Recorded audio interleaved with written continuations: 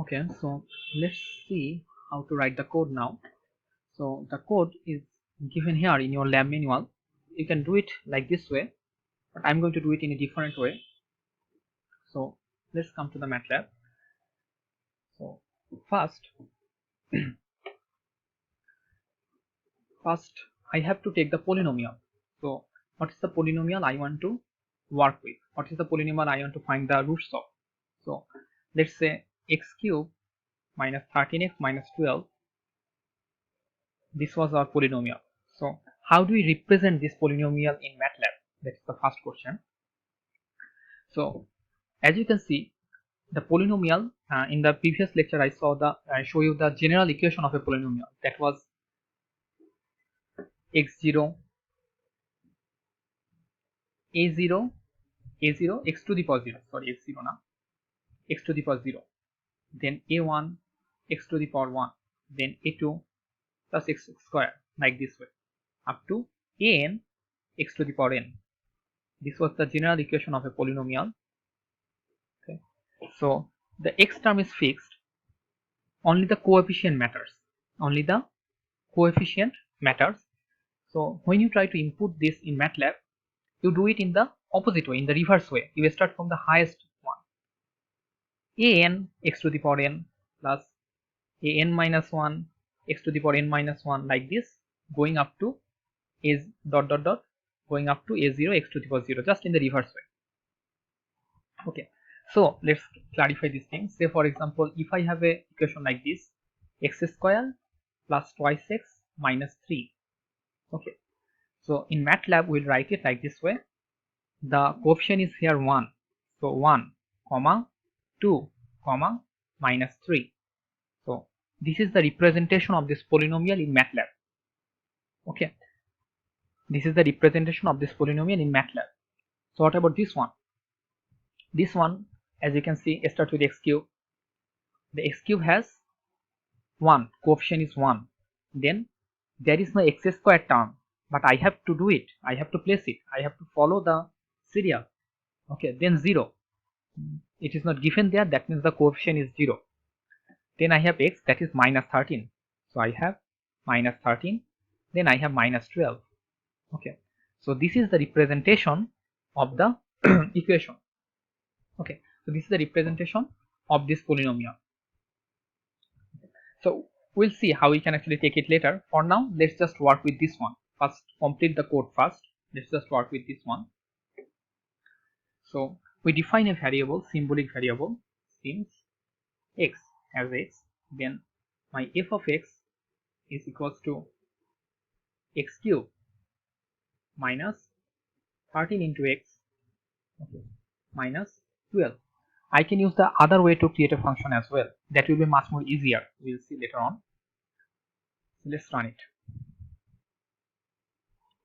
Okay, so I have the function now. What is the next step? I have to take 3 initial guesses. Okay, we can take it from the user, or for now I'm just going to write it here. Now one other thing, as you can see, there is this text option in the live editor. If I do it, I can actually paste a text in my code. Okay, so what is the text? Initial 3 guesses. 3 guesses. So then I do this section break. Okay, that means I can actually represent very nicely what I'm actually doing here. Otherwise, after 2 months or 3 months, you might forget. I can also add here a text like this. So for example, this is my polynomial function. Polynomial. This is the polynomial. Okay. Then comes my initial 3 guesses. So x0 was taken as 4.5, x1 was 5.5, and x2 was 5. Okay, so let's run this question. Okay, so these are my initial guesses. So what was the next step? I want to find fx1, fx0, fx1, and fx2. So we can do it like this way. So let's name it like this. F of x0 is equals to f of x0, x0. Let's copy this question. Now this one is my 1. This is named as fx1. Okay, this is fx2, this is named as fx2. Okay, as simple as this. I just run it. So as you can see here, it is shown as this symbolic. When you are using symbolic math, it will display the variables like this way. You can use the double. Okay, you can use the double of fx0. If you use it, then it will going to show you in the decimal way. Okay, this is a complication with symbolic function. Okay, let's just ignore it for now. Or we can actually create a function like this. That will be much more convenient. Function, okay, out is equals to pole of x, that is equals to, okay, out is equals to, do it like this. My function is defined.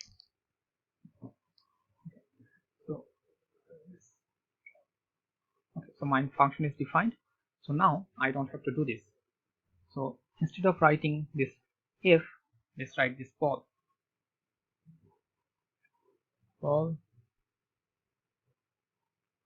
Then I like this. Well, okay. Now check. Now as you can see, all of them are in the double. Okay. Next, so this was the second step. The third step was finding h0, h1, del 0 and del 1.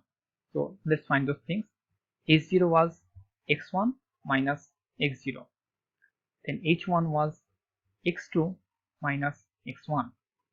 Then del 0, let's name it as d0, was fx1 minus fx0 divided by h0.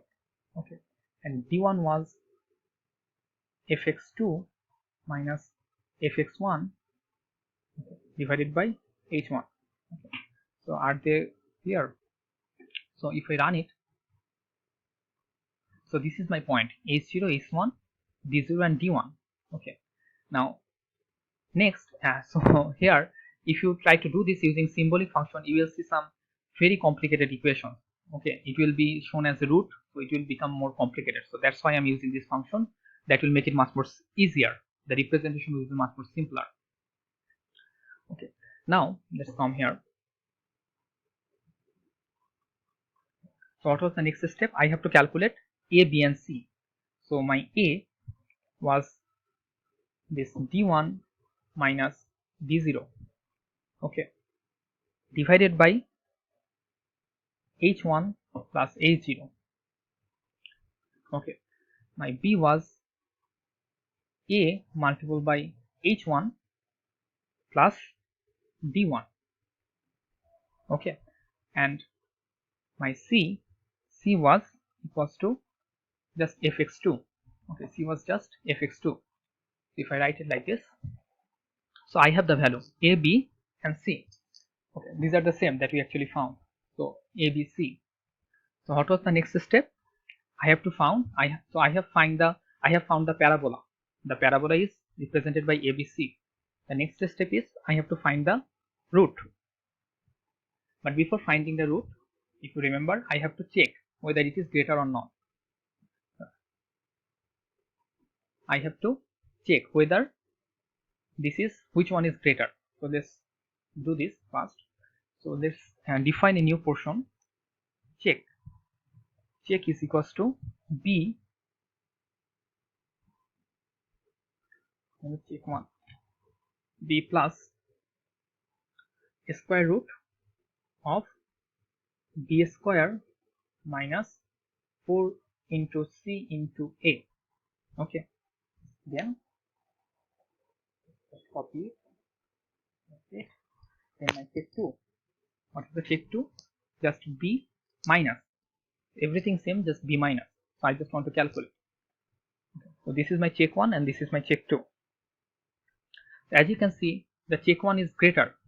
Which one is greater? I want to take that in the denominator. So I can write, if check 1 is greater than check 2, then what I want to create? I want to name check is equals to check 1. Okay, to here, else else the check is equals to check 2.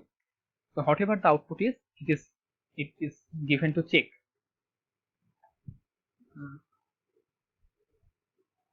Okay, so if I run this equation, so my check becomes 93. Okay, or check, you can name it as denominator, whatever, it's completely fine. So I have this now. Now I want to find my root, that is represented as r. So what is my r? R is equals to the x2, the last one. Okay, the last one, x2 plus, sorry, no, r is the whole portion minus 2 into c divided by this is the root of my parabola, minus 2c divided by this check, so this becomes my root.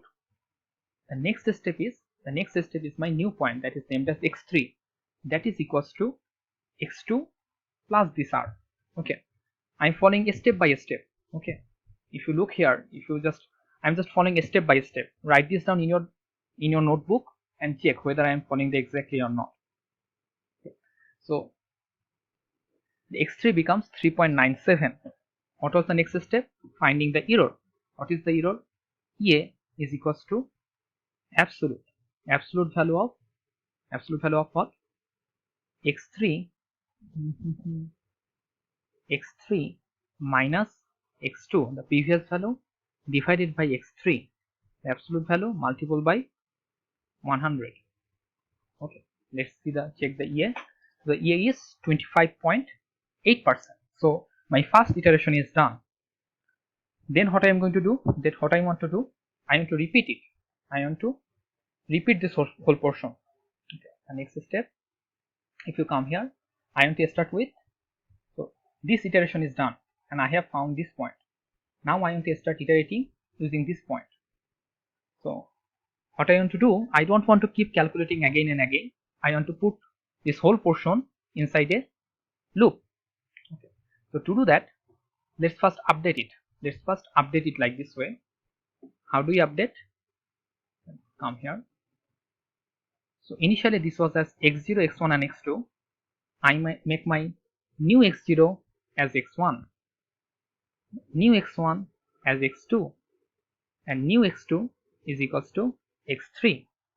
Then using this x0, x1, x2, I want to follow this portion. Okay, so just what I am trying to do is here, I make this x1, this one, x1 as x2, and this one as x2, so that I can use the same loop.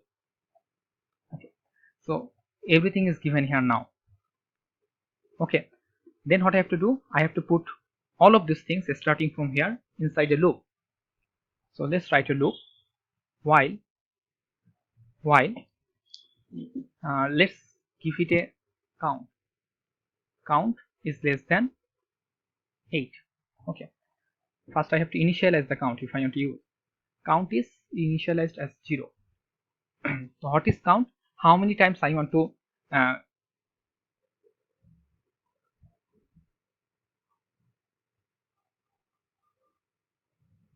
what is the problem? Oh, okay, wait, put everything inside the same line.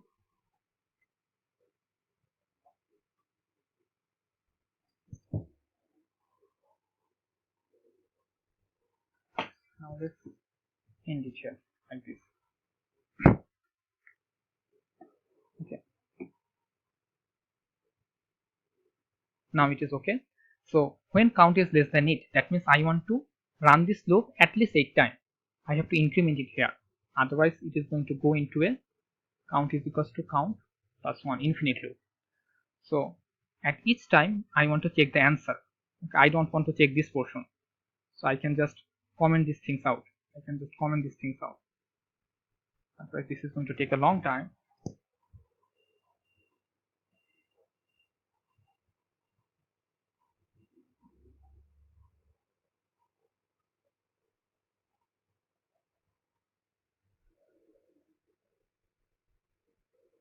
So if I run it,